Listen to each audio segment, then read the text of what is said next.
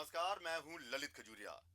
जम्मू कश्मीर में कैसे casual labour और डेली वेजर्स के साथ बंधुआ मजदूरों जैसा व्यवहार किया जा रहा है, यूं कहें कि उन्हें बंधुआ मजदूर बना दिया गया है। और मानवाधिकार की अगर हम बात करें तो पूरे का पूरा उल्लंघन। यूं तो कई कानून बने हैं, लेकिन जम्मू कश्मीर में इन डेली वेजर्स कैजुअल लेबर्स जो है, इन पर किसी तरह की सरकार की कोई नीति नहीं है। पुरानी सरकारों ने भी दगा दिया, एलजी सरकार ने भी वादा खिलाफी की, और अब उमर सरकार पर इन्हें आस है।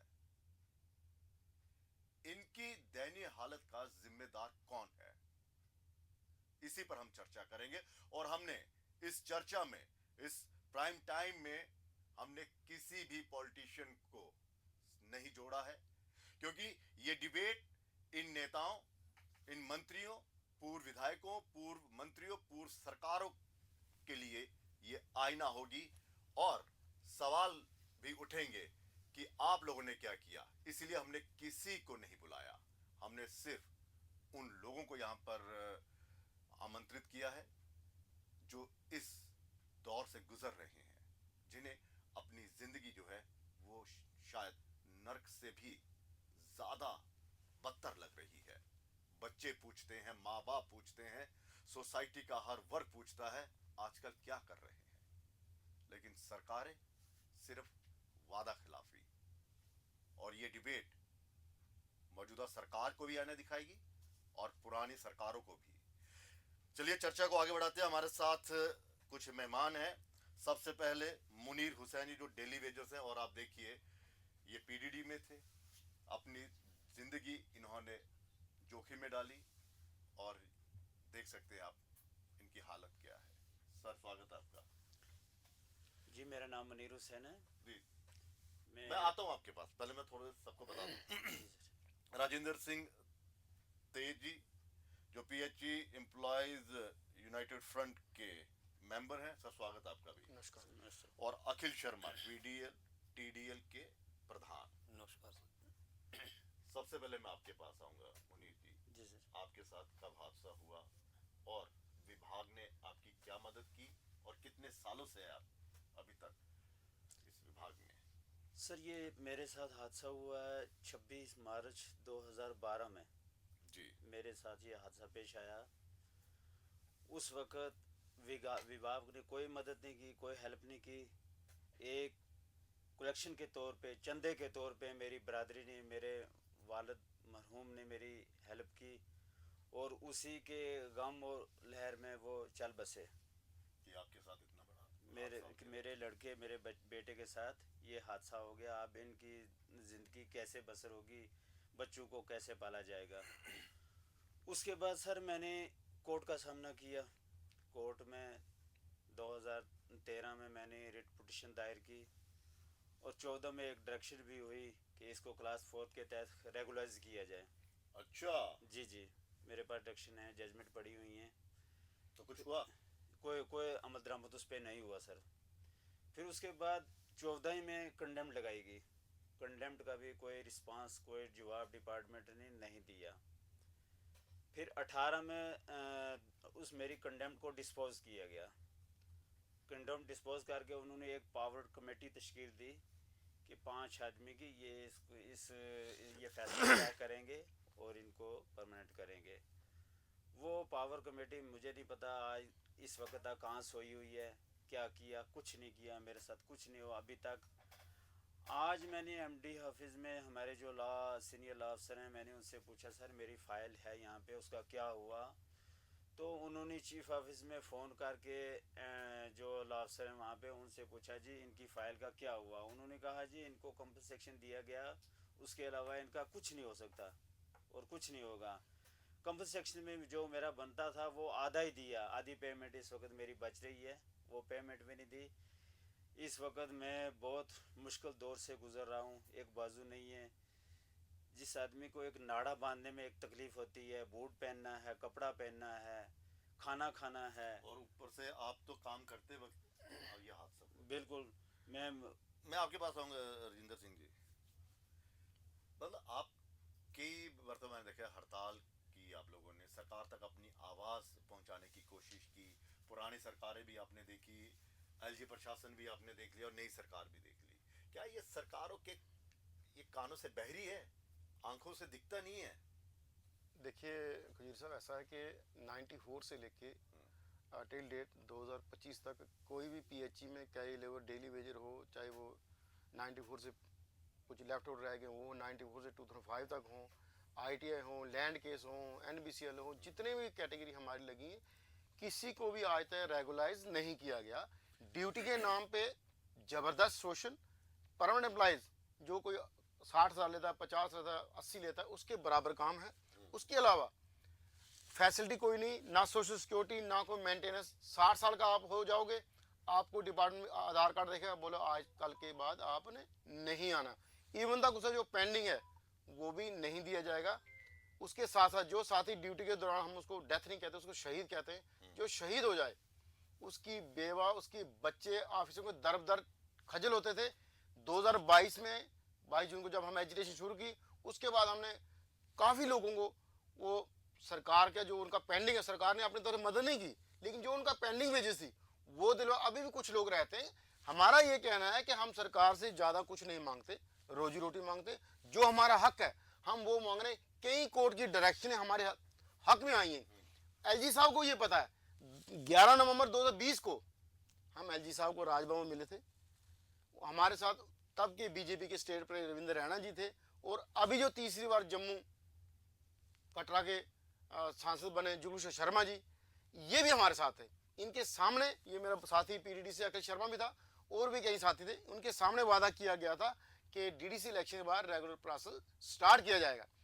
उसके पहले मैं जाऊं, 2014 से पहले जब उमर साहब चीफ मिनिस्टर थे, तो उनकी तरफ से एक कमेटी, हाई पावर कमेटी बनाई गई थी, जिसकी चेयरमैन राठौर साहब थे, और उस टाइम के पीएचई मिनिस्टर श्यामला शर्मा जी भी थे। उस कमेटी ने रिपोर्ट दी, जिनको भी 10 साल हो जाएंगे उनको हम SRO 64 के बेनिफिट देंगे। SRO 64 के बेनिफिट जो हैं वो क्लास 4 की तरह रेगुलाइज होता आदमी। लेकिन जब पीडीडी बीजेपी की सरकार बनी, उन्होंने एक लूला लंगड़ा SRO लाया, जो मल्टीनेशनल कंपनियां अपने एम्प्लॉयज को बेनिफिट देती हैं, वैसा लाया। लेकिन सरकार ये भी तो कह रही है कि पुरानी सरकारों ने आपको ये सब कुछ किया, और ये मतलब आप उसके तहत कोई रेगुलाइज हो ही नहीं सकता। देखिए गुजरी साहब, ऐसा है, पुरानी सरकारें अगर शोषण करती रही तो जो ये कह रहे हैं हमें पुरानी सरकार ने लगाया, वो हमसे काम क्यों ले रहे हैं? जब वो सत्ता में आए, उन्होंने एक ऑर्डर निकालना, सब कैजुअल को निकाल देते। 47 डिपार्टमेंट में 47 डिपार्टमेंट अगर 61 कैजुअल डेली वेजर है, वो भी आज कम हो गया। कुछ की डेथ हो, कुछ 60 साल के रिटायर होकर चले गए, कुछ छोड़ गए, कुछ ने सुसाइड की। तो सरकार अगर ये चाहती है कि हम बैक डोर हैं, हम फ्रंट डोर हैं, मैं आपको पीएचई की सुनाता हूँ। फील्ड स्टाफ हो, कैजुअल लेबर हो, आज तक हमारी डिपार्टमेंट ने इसका रिक्रूटमेंट रूल नहीं है कि ये कैसे लगेंगे। क्लास 4 का रूल है, पीएन कैसे लगेगा, ड्राइवर कैसे लगेगा, जेई साहब कैसे, क्लर्क लगेंगे, लेकिन हमारा रूल ही कोई नहीं है लगने का। साल हो गए आप लोगों को? हमें 94 से लेके आज टिल डेट कितने साल हो गए सर? 31 साल हो गए, हमारा कोई रेगुलाइज हुआ। हम सरकार से यही पूछना, बार बार पूछना चाहते हैं, अगर हम बैकडोर हैं तो हमें बताओ हम बैकडोर कैसे हैं। अगर 2014 में श्यामला शर्मा जी जो पहले पीएचई मंत्री थे, अब बीजेपी के सीनियर लीडर दोबारा एमएलए बनेंगे, उन्होंने 50 बार कहा कि मैंने उस टाइम पीएचई के जितने चीफ इंजीनियर थे, चाहे PHE Jammu, PHE Kashmir, irrigation का चीफ इंजीनियर और आरटीएस, ये 4 डिपार्टमेंट उनके अंदर आते थे, पीएचई को कहा जाता था। इन चीफ इंजीनियर ने लिख के दिया कि हमने ये लोग रिक्रूट किए हैं, तो फिर बैकडोर कहाँ से हो गया? ये सिर्फ है कि बहानाबाजी है, काम बराबर लेना है, मारना भी है लेकिन रोने नहीं देना, ये हालात ही। और इसमें सबसे बड़ा रोल जो था डुल्लू साहब से पहले जो हमारे चीफ सेक्रेटरी थे अरुण मेहता जी, उनको गरीब कैजुअल डेली वेजेस की परिवारों से या उनसे पता नहीं क्या नफरत थी। अगर एलजी साहब ने 2020 में वादा किया, जब ये बने, इन्होंने बिल्कुल उस फाइल को ठंडे बस्ते में डाल दिया। इस पे आता हूँ मैं, ये जो आप कह रहे हैं अखिल जी, पीडीडी की हमने कई देखे हैं, एक तो हमारे सामने ही है भाई साहब, कईयों की डेथ हो गई, कईयों को मैंने भी देखा है वो पूरी तरह से अपाहिज हो गए। तो आपको क्या लगता है कि फिर वही सवाल कि सरकार को मालूम है कि आपकी तरफ से लड़ने वाला कोई नहीं है, या कोई वो बैक करने वाला कोई रोबदार नेता नहीं है, कोई मिनिस्टर नहीं होगा, तो इसी कारण सब कुछ चल रहा है। सर जैसे हमारे ये पीडीडी के हादसे हैं, ये होते रहते हैं, हर दिन हर रोज। बिल्कुल। अभी भी 2 दिन पहले हमारा एक किश्तवाड़ में भी साथी मर गया, उसके लिए अफसरों ने सख्त मना कर दिया कि ये हमारे पास काम ही नहीं करता है। अच्छा, मुकर गए? मुकर गए कि ये हमारे पास और काम शर्म नहीं आई उन लोगों को? सर यही तो बात है, जब भी कोई हमारे साथी बेचारे करते हैं, हम बड़े बड़ी जब ये मर जाते हैं एफआईआर, उसमें जब भी होता है एफआईआर लगती है, तो इनको एफआईआर भी नहीं लगाई जाती, बल्कि डिपार्टमेंट के खिलाफ एफआईआर लगाएं तो फिर जाके हमें एक 10 लाख का इंश्योरेंस होता है वो मिलता है। एफआईआर लगने नहीं देते, तो वो क्या कहते हैं कि ये है ही नहीं? ये है ही नहीं, एफआईआर लगती नहीं है। हाँ। और तो फिर वो मतलब रिपेयरिंग करने कैसे चढ़ गए ऊपर? लेकिन किसने कहा उनको? एक एक एक तरीके से उनको दबाया भी जाता है कि अगर आप काम नहीं करोगे आपको बाहर निकाल देंगे। जब वो एक्सीडेंट हो जाता है तो सारे अपनी नौकरी बचाते हैं, तो तब सामने कोई नहीं आता। बड़ी प्रॉब्लम फेस इनको करने पड़ती है। जैसे ही कोई हमारा साथी मर जाता है, बल्कि मात्र उसको 9600 तनख्वाह मिलती है, उसकी उसी टाइम वो पे बंद की जाती है। ये नहीं देखा जाता कि उसके बच्चे, उसके परिवार। अच्छा, मतलब कि अगर खुदा ना खास्ता वो अपाहिज हो गया या डेथ हो जाती है तो उसके परिवार को फिर वो जो 9000 पे वो नहीं कंटिन्यू नहीं चलता? जैसे कोई अपाहिज हो जाता है सर, उसको तो देते हैं। जो मर जाता है ना एक्सीडेंट में, हाँ, हाँ। उसकी बिल्कुल सैलरी बंद की जाती है। जो 9600 होता है, जिस दिन उसकी डेथ होती है उस दिन से ही उसकी सैलरी जो बंद की जाती है। अच्छा। हाँ, उस ये नहीं सोचा जाता कि उसकी फैमिली, उसके बच्चे, बूढ़े माता पिता पीछे क्या करेंगे।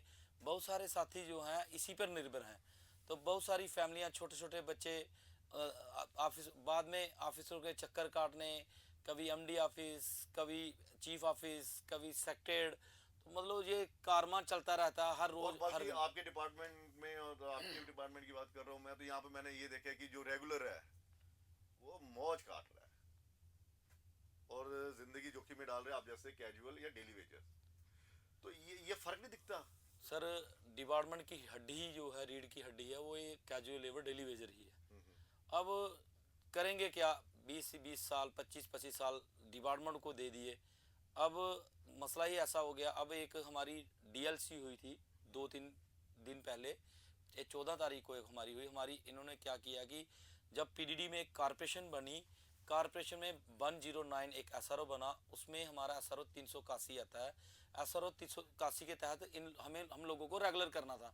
बल्कि इन्होंने अब क्या किया, डीपीसी भी की, बोर्ड मीटिंग में भी हो गया। 557 लोगों का ऑर्डर करना था, वो भी कर दिया। लेकिन उसको भी 409 लोगों को इन्होंने एज ऑफ रिलैक्सेशन में डाल दिया, 14 लोगों को हरी झंडी दे दी और 134 बंदों को होल्ड पे रख दिया।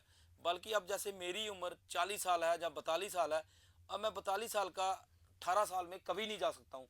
अब सर्विस सिलेक्शन बोर्ड में हमें तो जाना ही नहीं था, हमारी फर्स्ट ऑफ एंगेजमेंट से हमें इन्होंने रेगुलर करना था। अब हमें जानबूझ के उसमें धकेला जा रहा है। उनके पहले भी हमारे 57 साथी थे, वो 2.5 साल से लगातार जीएडी के चक्कर काट रहे हैं एज ऑफ रिलैक्सेशन के। बल्कि उसको बोर्ड ऑफ मीटिंग में ही इन्होंने करना था।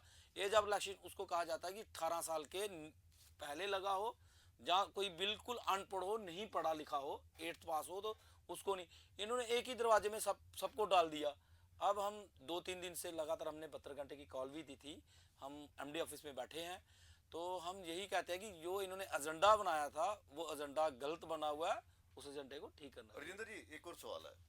मैं अक्सर देखता हूँ, और ये मैं क्या देखता हूँ, ये बड़े बड़े ऑफिसर्स भी देखते हैं, आप लोगों के जो बड़े बड़े कमिश्नर हैं या इंजीनियर्स हैं, जो भी हैं, वो सब के सब देखते हैं। उनको पता भी है कि काम करते हो आप, चाहे प्लम्बर हो, चाहे वो पीएचई में जो भी होगा, या पीडीडी की मैं बात करूं, जैसे ये भाई लाइन मैन हो गया, जो भी है, मीटर, ये काम कर रहे हैं। और कौन कर रहे हैं? ये सबको पता है, डेली वेजर्स। लेकिन जो रेगुलर है वो कहां पर होता है? और सबसे ज्यादा कैजुअलिटीज मेरे ख्याल तब होती है जब आपने शटडाउन लेना होता है, इसमें बड़ी सबसे ज्यादा होता है। जी जी। आपको क्या लगता है सर? देखिए खुजूर साहब, हमारे तो मेरे 2-3 साल पहले एक त्योहार से पहले ही एक आप ही के साथी ने सुसाइड भी कर लिया। हमारे पीएचई में हम तो बड़ी बार साथी को कन्विंस करते हैं, आपको कोई परेशानी आप हमसे मिलो, सुसाइड कोई रास्ता नहीं है। अगर आपको लड़ना है तो डिपार्टमेंट से लड़ो, ऑफिसरों से लड़ो, अपनी जान मत दो। बड़े 200-250-300 साथी भी किसी न किसी तरीके से किसी की, ये अगर जो बीमारी से मर रहा है वो भी सुसाइड, ये कत्ल डिपार्टमेंट की तरफ कराया जा रहा है, उनको पूरी फैसिलिटी दी जा रही। दूसरा, जैसे आपने कहा परमानेंट एम्प्लॉइज की, परमानेंट एम्प्लॉइज हमारे 10-15% रह गए, और उनको क्या है कि अगर उनको कोई प्रॉब्लम है उनको छुट्टी भी मिलती है, उनको 2.5 दिन की एक्स्ट्रा पे भी मिल रही है। मिलनी चाहिए उनको, उनको हर चीज़ है, हम नहीं कहते उनको ना मिले, लेकिन हम सरकार से जाते आते हैं, हमारा क्या कसूर है अगर हम उनके बराबर काम कर रहे हैं और एक ही जगह पे काम कर रहे हैं। अगर मैं सुबह 8 से 2 बजे शिफ्ट पे हूँ, जो 2 बजे मेरा साथी आता है वो परमानेंट 2 से 8 करता है, वो 80,000 ले रहा है, मुझे 9,000 दे रही है सरकार, काम हम बराबर कर रहे हैं, हमारा ये गिला नहीं है। मतलब कितना इनजस्टिस हो रहा है, यही तो हम कह रहे हैं सरकार को, कमिश्नर कह रहा हूँ, जो भी बड़े ह्यूमन राइट्स कमीशन कह रहा है, ये क्या है? मैं सबको बताता हूँ, एलजी साहब ने बड़ी बार, एक बार 2022 में सितंबर की बात है, किसी बड़े चैनल ने कंक्लेव में कहा कि जो हम लोग तब 22 जून 2022 से लगा था प्रोटेस्ट में, जो कैजुअल डेली पीएचई के धरना प्रोटेस्ट कर रहे हैं, उनकी आवाज़ राजभवन तक पहुंच चुकी है। हम जल्दी उनका इस माह के अंत तक करेंगे, सितंबर 2022 की बात है। हम दूसरी बात 2020 में पहला किया, उसके बाद कि हम जल्दी इनका कुछ करने जा रहे हैं। हमें एलजी साहब की नीयत पे कोई शक शुबा नहीं था, वो अच्छे आदमी, जब हम उनसे मिले 1.5 घंटा हम उनके पास बैठे, उन्होंने सारी बात हमारी सुनी और जो जो बातें हमने की उन्होंने नोट भी की, और हमें उम्मीद थी कि ये जल्दी होगा। ना जाने नीचे सुपर एलजी कौन बन के ऑफिसर बैठे थे जो उनकी बात को बाईपास कर रहे हैं। यहाँ पे सुपर एलजी बड़े हैं, सुपर एलजी आज की डेट में, आज उमर साहब को हमारा कश्मीर के साथी मिले और भी कई साथी मिले, तो उमर साहब की तरफ से कहा, या मिनिस्टर जो हमारे पीएचई के जावेद राना साहब, उन्होंने कहा कि हम वादा बंद हैं, हम करेंगे, लेकिन टाइम लाइन कोई नहीं है। तो अब जो असेंबली आने वाली, हम अब मुनीर जी, ये जो हादसा हुआ था आपके साथ कोई था? हाँ जी, मेरे साथ एक परमानेंट लाइनमैन था सर। वो नहीं चढ़ा ऊपर? नहीं सर, वो नहीं चढ़ा। क्यों? उसने मुझे चढ़ाया। अच्छा, मुझे जेई साहब ने, मतलब कि पेंशन वाले वो? हाँ जी, हाँ जी, ज्यादा सैलरी लेने वाले वो, और काम आपसे करवाया? काम हमसे लेते हैं जनाब, हम 24 घंटे के मुलाजिम हैं, दिन रात के मुलाजिम हैं। आप पहले तो रात को अगर कहीं लाइट बंद हो जाती थी, चलो सोचता पता सुबह चलाएंगे, आज जहाँ रात को लाइट बंद होती है उसी वक्त फ़ोन आता जाता है, जी फलान जगह लाइट बंद है, आप फौरी तो लाइन को रिस्टोर करो, ट्रांसफार्मर चलाओ। अच्छा, ये ऑफिसर्स कहते हैं? बिल्कुल जी, यही साहब का हुक्म होता है, जो फोरमैन होता है उसका हुक्म होता है। नहीं जी, परमानेंट लाइनमैन का हुक्म होता है।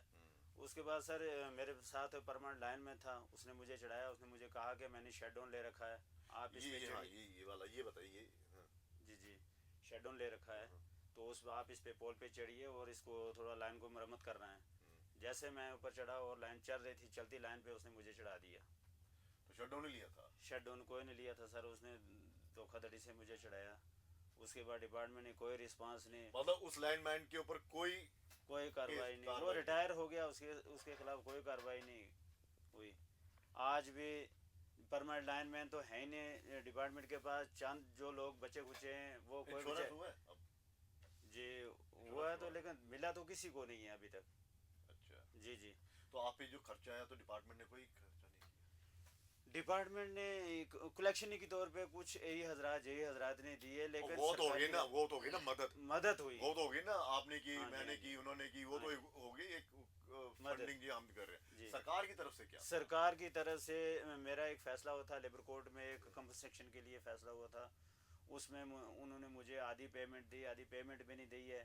नौकरी का मेरा फैसला था हाई कोर्ट का सर, मतलब उसको भी नहीं माना? उसको भी नहीं माना, वो ऑर्डर भी इन्होंने इम्प्लीमेंट नहीं किया अभी तक सर। अखिल जी, मैं एक आपसे जानना चाहूँगा, जब ये आपसे काम लेते हैं, ठीक है, बड़ी बड़ी लाइनें आपसे ठीक करवाते हैं, ट्रांसफार्मर्स के हम देखते हैं, हम देखते हैं, ये मैं उनसे कई बार पूछता हूँ, या तुम्हारे वो कहाँ पर है जो परमानेंट है, आपके सीनियर्स कहाँ पे है, वो तो उसका तो जवाब मिलता नहीं है। दूसरा ये शटडाउन का जो है, कितने तो शटडाउन, मेरे ख्याल शटडाउन में सारे मतलब मिसकम्युनिकेशन होता है तो डेथ हो जाती है। ये केस चलता है किसी पे? कौन है इसका जिम्मेदार? सर इस पे कोई केस नहीं चलता। हमने बड़ी बार अपने साथियों से भी कहा, मैंने बड़ी बार अफसरों से हियरिंग हुई, मैंने अपने ऑफिसरों से भी कहा कि अगर शटडाउन पे बात चलती है तो मैं बड़ी बार कहता हूँ कि जैसे हम 4 बंदे हैं, एक बंदे को स्टेशन पे बिठाया जाए, लेकिन बल्कि क्या होता है कि ये जब हम शटडाउन लेते हैं, ज़्यादातर हमारे जो एक्सीडेंट होते हैं, ये जैसे हमारे जेई साहब हो गए, जहाँ फोरमैन हो गए, जहाँ लाइनमैन हो गए, ये आगे डेली वेजर हमारे जो साथी हैं उनको फ़ोन करते हैं कि भाई हमने शटडाउन लिया हुआ है, आप काम करो। जब वो पोल पे चढ़ते हैं तो पावर आ रही होती है, तो उससे भी बड़ी ज़्यादा कैजुअलिटी होती हैं।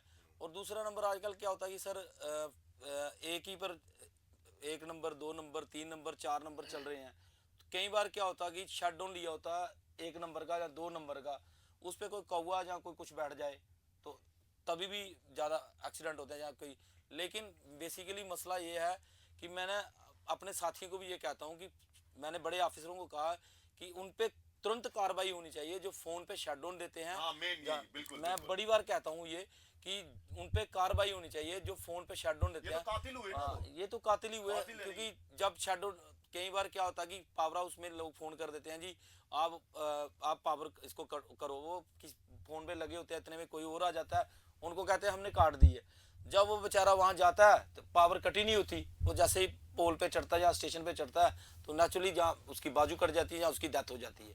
तो जब उसकी डेथ होती है तो उसको मिलता कुछ नहीं। बहुत सारे हमारे साथी हैं। अभी आप कुछ एक बात कर रहे थे कि कोई आपके साथी है, उनकी बीवी जो है वहाँ पर अखनूर में थोड़ा सा काम भी करते हैं, मतलब उनके परिवार पर क्या गुजरती है? सर बड़ी बुरी हालत है, मतलब ऐसे बहुत सारे में जिनकी बाजू जोगिंदरपाल जी हैं, शाम जी हैं, उनकी दोनों बाजू कट गई हैं। मतलब जब भी हम एजुटेशन में आते हैं वो आए होते हैं, जो बंदा अपने हाथों से खाना नहीं खा सकता या कुछ नहीं, उनकी फैमिली तो दर ही होगी। अभी भी एक हमारा वहाँ साथी, हम एजुटेशन में बैठे हैं तो वहाँ आया, 1.5 महीना उसकी नौकरी रह गई, 1 महीना 1.5 महीने के बाद बेटी की शादी है, मात्र 9600 मिलता है, उस 9600 में वो क्या करेगा। मतलब बड़ी मुश्किलें आती है। अब हमारे भी छोटे छोटे बच्चे हैं, 9600 में हम उनकी स्कूलों की फीस देंगे या हम क्या करेंगे। खाना अभी तक किसी के ऊपर FIR नहीं हुई ना? FIR आज किसी तक पर, किसी डिपार्टमेंट में नहीं हुई। कोई तरीके कोई मतलब ये FIR कैसा है, कोई मकान बना रहा है, वहां पर किसी भगवान ना करे, खुदा ना खास्ता कहीं हादसा हो जाता है तो फटाफट लेबर वहां पे आ जाते हैं, डिपार्टमेंट आ जाता है, फटाफट आता है कि हाँ जी आपने इसका इंश्योरेंस नहीं करवाया, आपके ऊपर ये होगा वो होगा, उसके खिलाफ फटाफट कार्रवाई होती है। लेकिन डिपार्टमेंट की लापरवाही, डिपार्टमेंट के आला अधिकारी जो इसके जिम्मेदार है उन पर कोई कार्रवाई नहीं, किसी पर कोई एक्शन ही नहीं। घर वाले क्या कहते हैं सर? ललित जी मैं दो चीजें, मतलब सपने भी तो होते हैं। मैं वही कहता ठीक है, हूँ। मैं कह रहा हूँ ठीक है 9600 रुपये भी हम गुजारा कर लेंगे, पर होता नहीं है। 9600 रुपये तो मुझे लगता है इनके बिल होंगे फोन के, जो इनको मिलता है कि हाँ जी आप घुमाइए जहाँ जहाँ फोन करना है। मैं वो कह रहा हूँ सर हमारी कई ऑफिसरों से जब बात होती है, एजुटेशन पे होते हैं, हम उनको एक ही चीज़ कहते हैं कि आप बताओ, आप 3-3, 4-4 लाख ले रहे हो, चलो अच्छी बात है, आपका हाँ, इंश्योरेंस वो सरकार उनका करती है, मिलता है, उनका। आपको मेडिकली फैसिलिटी मिलती है। उसके साथ साथ एक आदमी प्राइवेट सेक्टर में अगर 5-6 एम्प्लॉय रखता है, आप उसको कहते हो इसका पीन का PF कटाओ। बिल्कुल आपके पास हम लोग हजारों की संख्या में काम, हमारा ना PF, ना मेडिकल, ना इंश्योरेंस, नहीं, आपका कुछ भी नहीं, बिल्कुल कुछ नहीं हमारा, ना मेडिकल है ना PF। हम इसलिए कहते हैं, हमने जब पीछे एजुकेशन में हमें एक बड़े ऑफिसर ने कहा जी इतने लोग एकदम से रेगुलर करेंगे सरकार पे बोझ आ जाएगा, तो मैंने स्पेशली कहा, मैंने कहा आप 9000 जो दे रहे हो हमें 311 रुपये, इसी में रेगुलर कर दो। कहता आपके लोग बार बार कपड़े फाड़े, मैं क्या वो कपड़े नहीं फाड़ेंगे, हमारे में से किसी की डेथ होगी कम के उसकी बीवी बच्चे खजल नहीं होंगे, उनको SRO 43 लगेगा, उनके साथ उनको जॉब मिल जाएगी, पेंशनरी बेनिफिट हमको हो जाएंगे, हम लिख के देने को तैयार हैं कि हम 2 साल इसी पे काम करेंगे। लेकिन हमें कोई ये नहीं पूछेगा कि तुम्हारा क्या बना, शादियों में जाएंगे, या हमारी फैमिली हरास नहीं होगी, तेरा बाप डेली वेजर है, क्या ही लेबर है, तुम्हारा पति डेली वेजर, तुम्हारा बेटा डेली वेजर है। ये सोशल इकोनॉमिक जो हमारे साथ एक अलग क्लास बन गए, हम अलग क्लास बन गए हुए। हमारे कई साथी ऐसे हैं जिनकी बेटियां जवान हैं, वो कहते हैं यार हमें बताओ रेगुलर होंगे, नहीं तो मैं छोड़ू, मैं को और काम करूं।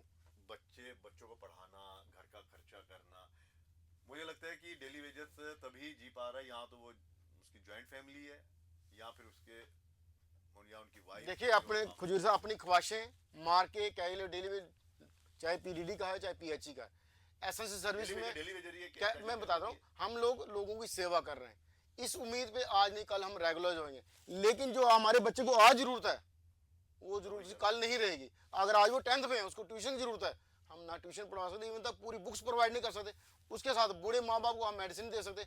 इवन तक जो हमारा सिस्टम चल रहा है, मैं 95% कैजुअल डिलीवरी ऐसा है जिनकी फैमिली या मदर पेंशन ले रही है या फादर ले रही है या ब्रदर मदर कर रहा है, या उनके बच्चे जवान हो या उनकी बीवी कोई अपना काम कर रही है या उसकी एग्रीकल्चर लैंड है उसके पास, तब हमारा गुजारा।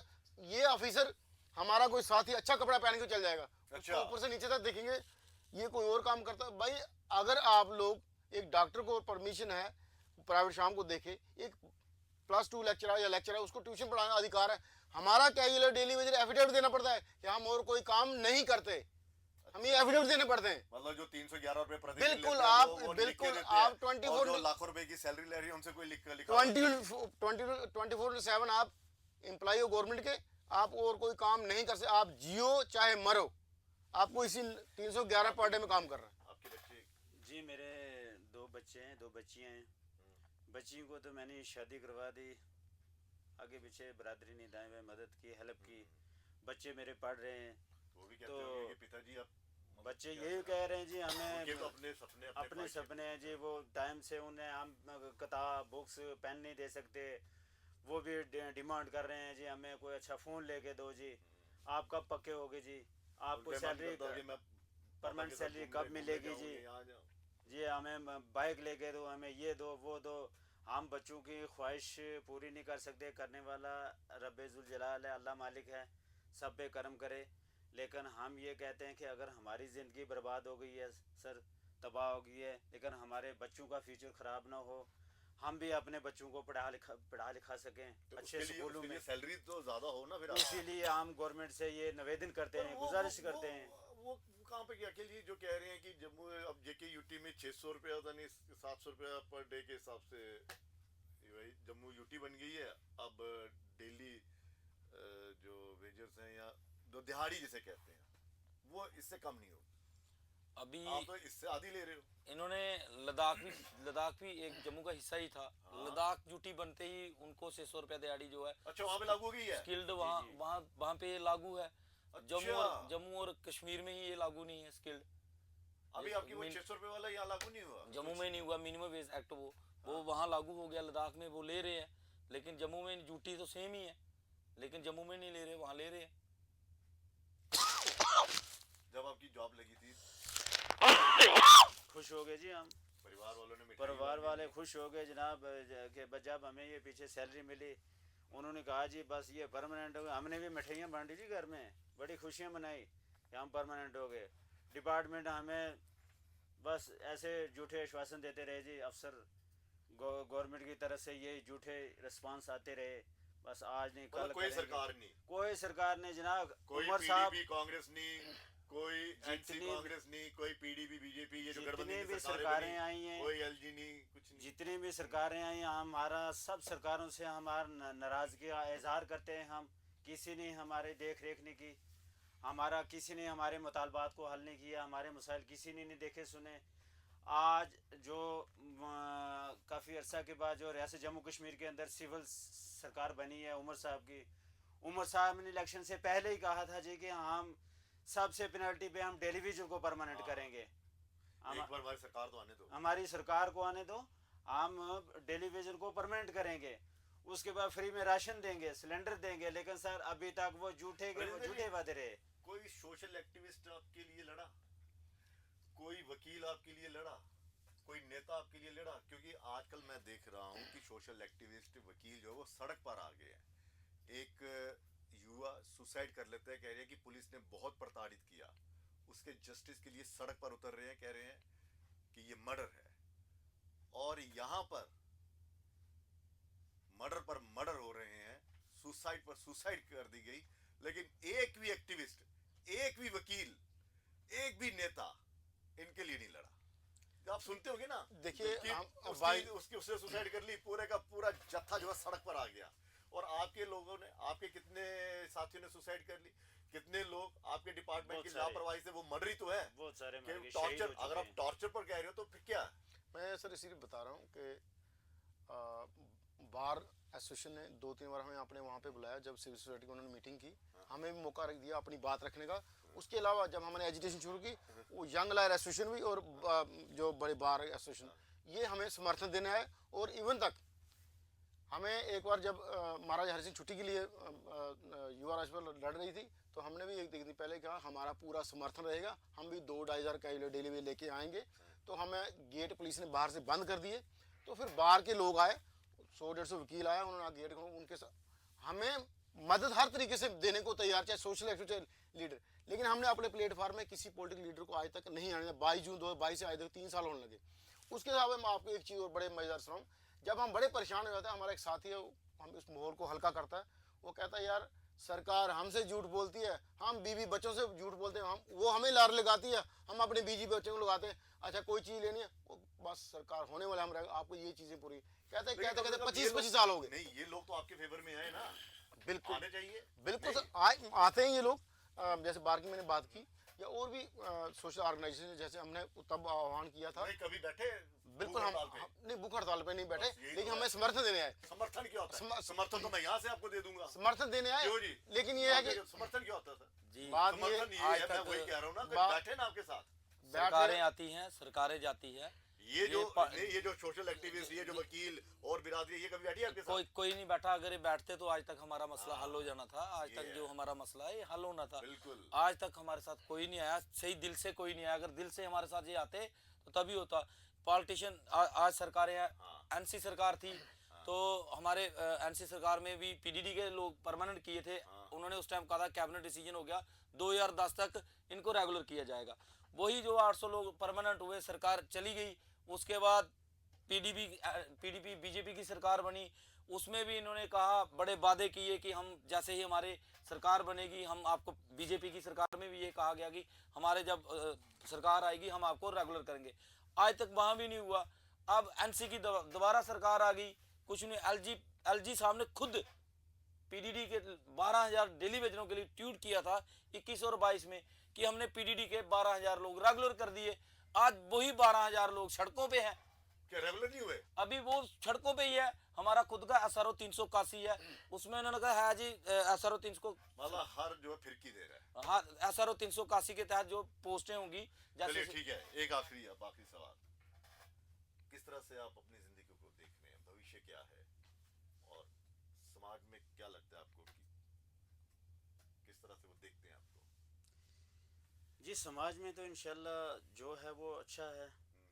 तो बंदे का क्या सारा इंसान का लेना है, सारा रब का, भगवान भगवान का सहारा तो उसका रहता ही है, सहारा है। उसका तो बाकी उन्हीं के- मेहनत करनी है, जो हो सकता है करना है।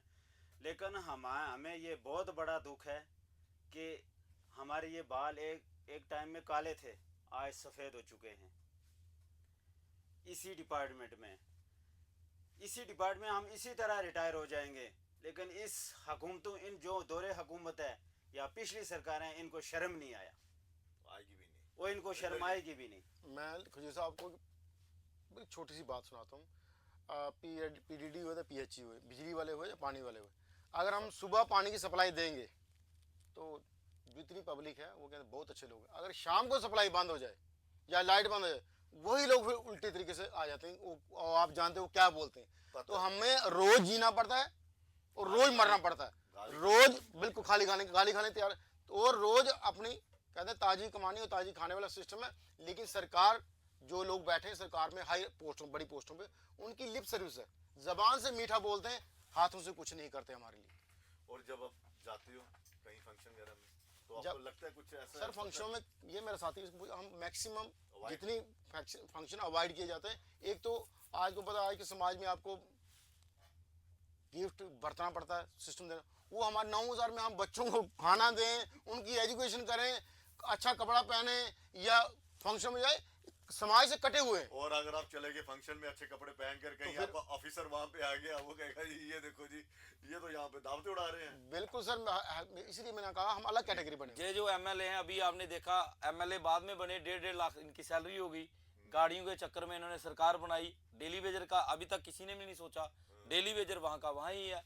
आज ये इनके पास, हम डेली वेजर जब काम करते हैं तो हमारे पास कुछ नहीं। आज आप देख रहे हो अपनी सैलरी के 1.5 लाख इनकी पहले है। अब बजट आने वाला है, बजट सेक्शन में ये हमारी नहीं करेंगे, अपनी सैलरी 3-3 लाख रुपए कर लेंगे, और डेली वेजर वहाँ का वहाँ ही रह गया। लारे सारे देते हैं कि हम आपका कर बंधुआ रहे मजदूर बनाते हैं। हैं। बंधुआ सर मजदूर। ऐसा है कि 14 में अगर सरकार बनी, मतलब जख्म भी देने हैं और निमक उस भी सरकार ने नई गाड़ी खरीदी एमएलए के लिए। एक गाड़ी की लाइफ 15 साल होती है। अब ये दोबारा 90 स्कॉर्पियो ले ली इन्होंने, उमर साहब के आगे से गाड़ी लो, हम मना नहीं करते। 15 साल होते हैं, तो जो 2015 में ली थी, अभी उसके 15 साल कहाँ पे हुए? फिर गाड़ी, नई गाड़ी की जरूरत क्या है? लेकिन हमारे लिए कुछ करना नहीं है। लेकिन अपने लिए फैसिलिटी, अगर एस्टेट के क्वार्टर में रहेंगे, वो जब कोई नया एमएलए आए वो रेनोवेट होंगे, वो कहाँ से पैसा आता है? अगर हमारे लिए पैसा नहीं है, हमने गिला इस बात का है कि आप सिर्फ अपने लिए देखते हो। हमारे लिए भी देखो, जो आपको पानी पिला रहे हैं, जो आपको बिजली दे रहे हैं, समाज का हर वर्ग हमारे लिए इसलिए आप बराबर लोगों है। को बुलाया ताकि सरकार को आईना दिखाया जाए। ये बड़े बड़े एमएलए मिनिस्टर्स जो हैं वो अपने गिरेबान में झांकें और सोचें, और कभी सुबह सुबह आईना तो देखते ही होंगे, कभी बात भी कर लिया करो आईना से कि यार ये चेहरा लेकर भी मुझे जाना कहीं बाहर, तो क्या लेकर जाऊंगा। और एलजी साहब से भी ये गुजारिश है कि जनाब वादा किया था, इन्हें पक्का कीजिए। और सबसे ज्यादा उन लोगों से हमारी गुजारिश है, वकीलों से जो केस लड़ रहे हैं, ऐसे वहाँ सोशल एक्टिविस्ट जिनके आंसू बहुत निकल जाते हैं, कभी इनके लिए भी आंसू बहाएं, कभी इनकी हड़तालों पर भी बैठिए। समर्थन देने से कुछ नहीं होता, वो समर्थन तो सारे देते हैं, लेकिन जिस तरह से आप दूसरे केसेस और दूसरे मुद्दे सड़क पर उतर कर सुलझाने की कोशिश करते हैं और सरकार पर दबाव डालते हैं कि हाँ उसकी फैमिली को जॉब मिले, उसको मिले, ये करें वो करें, कभी इनके लिए भी आए। और सवाल फिर वही, ये बंधुआ मजदूरी कब खत्म होगी और ह्यूमन राइट्स वाले कहाँ हैं, सबसे बड़ा सवाल ये। फिलहाल उम्मीद ये करते हैं सर कि आप लोगों का सबसे गरीब जो है आज डेली वेजर है सर, सबसे गरीब जो नीचे की सतह पे है वो डेली वेजर है। डेली वेजर की कोई नहीं सुन रहा है साहब। जब इलेक्शन होता है तो हर नेता, हर पार्टी का हर लीडर जो है वो दरवाजे पे आता है, मीटिंगें करता है, वो हर वादे बोलता है जनाब हम ये कर देंगे वो कर देंगे, जब हम जीतेंगे तो आपको नौकरियां देंगे, आपके अच्छे काम करेंगे, रास्ते बनाएंगे, सड़कें बनाएंगे। लेकिन जब रास्ते जीत खुद के लिए बने, अच्छे काम भी खुद के लिए होने हैं। और खुजूर साहब एक छोटी बात लेकिन बड़ी जरूरत क्या है डेली वेज की, गवर्नमेंट की गरीब लोगों की जितनी स्कीमें आती हैं, कोई भी स्कीम हम पे इम्प्लीमेंट नहीं होती। ना बीपीएल हमारा बनता है, ना हमें प्रधानमंत्री आवास योजना का बेनिफिट है, और भी जो सरकारी योजना है वो कहते हैं आप सरकारी मुलाजिम नहीं है, हो, बिल्कुल नहीं आपको है। कोई बेनिफिट नहीं मिलेगा। ना वो सस्ता राशन 2 रुपए किलो वाला कुछ भी नहीं मिलता। जब हमें बेनिफिट देने का टाइम आता है तो हमें ये कहा जाए आप सरकारी मुलाजिम हो। सरकार कहती है आप एक साइड से सरकार, एक साइड से सरकार सर एक्सेप्ट नहीं कर रही है कि ये हमारे परमानेंट मुलाजिम हैं। दूसरी सरकार, जब मेरे दोस्त ने कहा, इन्होंने कहा कि जब स्कीमें आती हैं वो हमें इम्प्लीमेंट नहीं हम पे करते। इस वक्त पीएमएवाई की स्कीम है, हमें कहते हैं जी आप गवर्नमेंट के मुलाजिम हो, आपको ये नहीं मिल सकता। अच्छा, राशन का मसला है जी, आपको बीपीएल नहीं मिल सकता। राशन कार्ड का मसला है जी, आपका राशन कार्ड नहीं बन सकता, आप मुलाजिम हो। हमें उन स्कीमों से भी महरूम रखा हुआ है। इधर गवर्नमेंट परमानेंट भी नहीं कर रही है, हम कहाँ जाएंगे हम। चलिए बहुत बहुत शुक्रिया।